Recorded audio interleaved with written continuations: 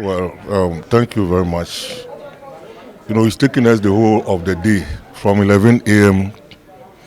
till after 6 p.m.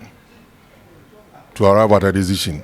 In fact, not a decision, proposals to the executive committee. And the executive committee will meet tomorrow and come out with the details of our meetings. It's simple. We sympathize with Kotoko. We've shown our support to them. We are ready to support them as Premier League clubs, help solution to this hooliganism and make sure that we put a stop to it. So that is it. It's a resolution by the Premier League clubs. So what are in these resolutions? Well, I'm sure they may cover some of the licensing regulations.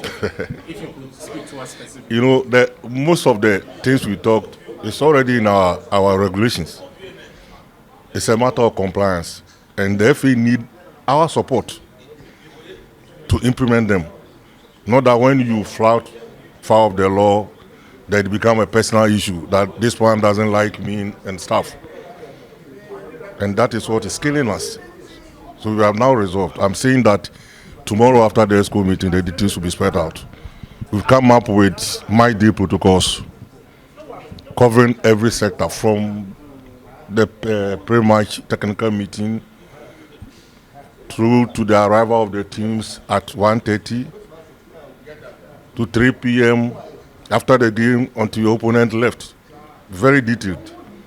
But we are not mandated to come out with the details. The ESCO, in fact, it's a proposal.